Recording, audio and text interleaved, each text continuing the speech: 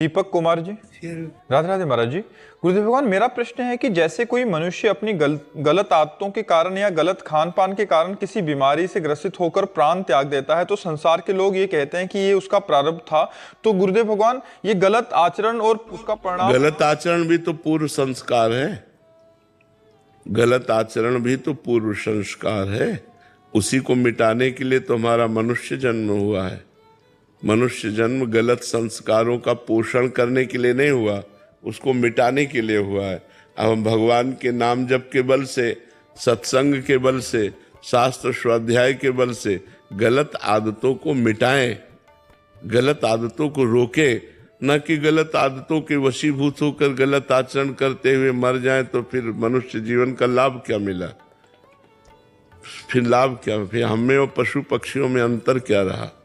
वो भी अपने संस्कार के अनुसार बर्ताव करते हुए जीते हैं और मर जाते हैं, और हम भी अपने संस्कार के अनुसार बर्ताव करते हुए जीते और मर जाते हैं। तो हमें और पशु में पक्षियों में अंतर क्या रहा? हमें अंतर ये है कि हम अपने गलत संस्कारों को मिटाकर अच्छे संस्कार बनाते हैं और भगवान की प्राप्ति करते हैं। गलत आचरण जो बने वो नवीन कर्म बन गया महाराज। अब नवीन उसका नया संस्कार बन गया। अच्छा, बीच में हम उसको परिवर्तित कर सकते हैं? हाँ, कर सकते हैं। आप एक वेग आया, आप उसको सह गए, उसके अनुसार क्रिया नहीं की, तो आपने उस संस्कार को मिटा दिया और नवीन संस्कार जो आपने सहा ये बन गया। अगर आपने भोगा तो वो बन गया। तो भोगने से देखो, आज सबसे ज्यादा नई पीढ़ी को जो परेशान कर रहा है वो व्यसन और व्यभिचार परेशान कर रहा है।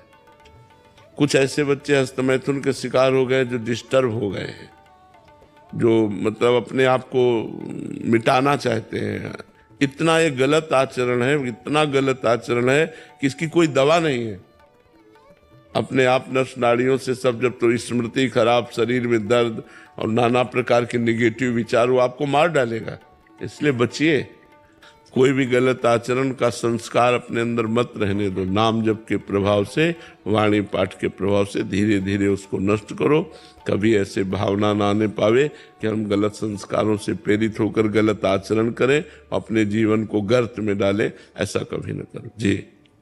पुण्या जैन जी, श्री हरिवंश महाराज जी। महाराज जी, यदि पूरा दिन हमारे श्री हित 84 जी के किसी भी पद से कोई भी पंक्ति हमारे दिमाग में चलती रहे, तो क्या उसका असर नाम जप के समान है, या नाम जप पर विशेष जो बराबर है? वाणी और नाम बराबर है। अगर वाणी जी चल रही है तो नाम के बराबर है, नाम चल रहा तो बराबर है, उसमें कोई अंतर नहीं। और बड़े सौभाग्य का विषय है कि यदि 84 जी की कोई पंक्ति चल रही, श्याम श्यामा प्रगट प्रगट